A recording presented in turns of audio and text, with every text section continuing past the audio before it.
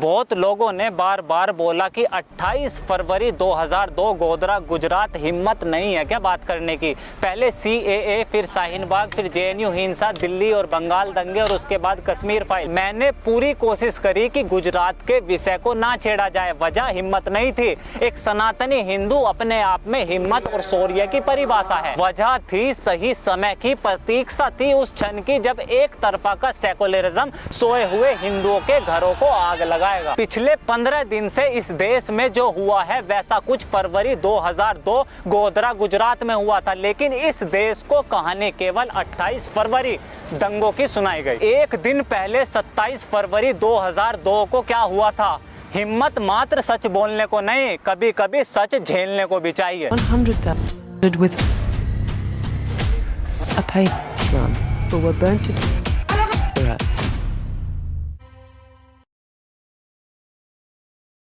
28 फरवरी से 2 मार्च तक 3 दिन गुजरात के अंदर भयंकर दंगे हुए। दंगों में सबसे ज्यादा मुख्यतः 800 के करीब मुसलमान मारे गए, 200 से ज्यादा हिंदू और उतने ही पुलिस वालों की हत्या हुई। हजारों लोग अपना घर छोड़ गए, लोगों को उनके घर सहित जिंदा जला दिया। सरकार दंगों की जांच में हिंदुओं का पक्ष न ले, इसलिए सरकार ने दंगों की जांच में एक इंडिपेंडेंट कमेटी बनाई। गुजरात हाई कोर्ट के और सुप्रीम कोर्ट के रिटायर्ड जज ने 6 साल बाद 18 सितंबर 2008 को अपनी फाइनल रिपोर्ट पब्लिक करी। मेरा एक भी शब्द अपना नहीं है। आगे जो कुछ भी आप सुनने वाले हैं वो उसी गुजरात दंगों की रिपोर्ट में लिखा गया है।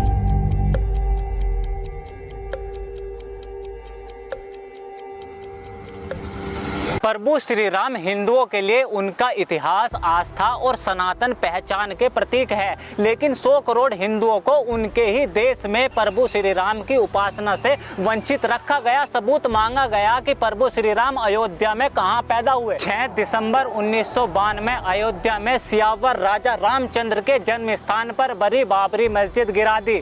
दंगे हुए, लोग मारे गए, लेकिन 1993 में मुंबई बम धमाके क्यों हुए? खैर, सरकारें बदली, वादे हुए, लेकिन राम मंदिर निर्माण अभी शुरू नहीं हुआ। वर्ष 2002 फरवरी अयोध्या में प्रभु श्री राम मंदिर निर्माण के लिए पूर्ण आहुति महायज्ञ का ऐलान हुआ। पूरे देश से लाखों श्रद्धालु और कार सेवक अपनी आहुति देने पहुंच गए। ऐसी ही कार सेवकों से भरी एक ट्रेन गुजरात से पहुंची थी। 27 फरवरी 2002 वापसी में आते हुए Sabarmati express train Godhra station पर रुकी।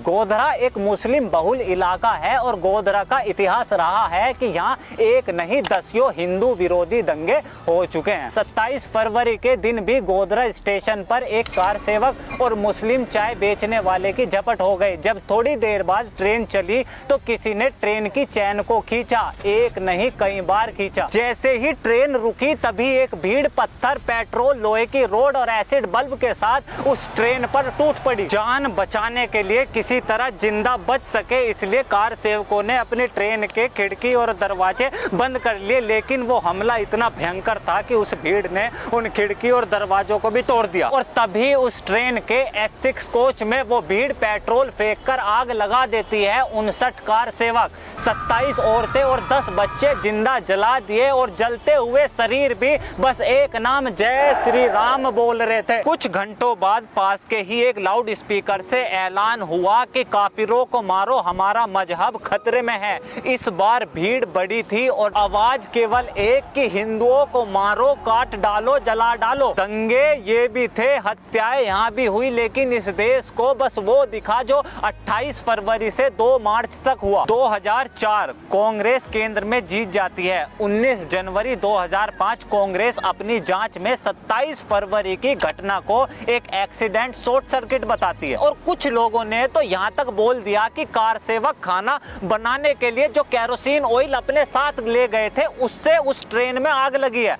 वजह 2005 बिहार का चुनाव एक समुदाय को खुश करना और उनकी वोट पाना था। अगर किसी को यह लगता हो कि यह घटना 20 साल पुरानी है और आज के समय इसका कोई संदर्भ नहीं है तो यह वहम अभी तुरंत दिमाग से निकाल दो। 2 अप्रैल 2022 करौली राजस्थान, हिंदुओं का नववर्ष, वही भगवा, वही राम का नाम, वही शोभा यात्रा और वही नफरत भरे पत्थर, वही पेट्रोल वाली आग। एक हिजाब पर इस देश में महीनों तक बवाल मचा, लेकिन यह दंगे एक भी दिन मीडिया में नहीं चले, क्योंकि साबरमती एक्सप्रेस ट्रेन तो जली लेकिन गोधरा वाली घटना नहीं हुई। 8 दिन बाद 10 अप्रैल 2022 रामनवमी का दिन, प्रभु श्री राम का जन्म दिवस। इस बार कोई एक राज्य नहीं बल्कि पूरे भारत से राम नाम पर पत्थर बरसाए गए, संयोजित तरीके से आगजनी और हमले हुए। और यकीन मानिए यह काम उस देश में हो रहा है जहां 100 करोड़ से ज्यादा हिंदू रहते हैं। इसके 6 दिन बाद 16 अप्रैल 2022 हनुमान जयंती का दिन, जहांगीरपुरी दिल्ली। अभी तो सीए दंगों के घाव भी सही से नहीं भरे थे और इन्होंने सेकुलरिज्म का एक और तोहफा दे दिया। और ये आखिरी हमला नहीं है, क्योंकि हिंदू सोया हुआ है, तब तक सोया है जब तक ये आग उसके घर को ना खा जाए। प्रशासन, सरकार, संस्थाएं और सिस्टम अपने मजबूर हालात के लिए इन्हें दोष मत दो, क्योंकि भगवान भी उन्हीं का साथ देते हैं जो धर्म के लिए, अपने अस्तित्व के लिए लड़ना जानता हो। जहां हर किसी का प्रयास एक एक सनातनी को, इस राष्ट्र को मजबूत करना हो, जहां किसी की भी हिम्मत राम नाम पर पत्थर फेंकने की ना हो बल्कि उन्हीं हाथों से फूल बरसते हो। आपका साथ, आपकी सपोर्ट ही मेरी सबसे बड़ी प्रेरणा है। इस यज्ञ को, सनातन जागृति की इस प्रतिज्ञा को आगे और भी ज्यादा मजबूती से प्रदर्शित कर सकूं, तो प्लीज द टॉक शो को फाइनेंशियल सपोर्ट करें। और अगर आर्थिक मदद नहीं कर सकते तो इस वीडियो को ज्यादा से ज्यादा सनातन हृदय तक पहुंचाने में सहयोग करें। और मेरा यह काम पसंद आए तो प्लीज इस चैनल को सब्सक्राइब करें। This is Alok Kumar from talk. See you next video. जय हिंद।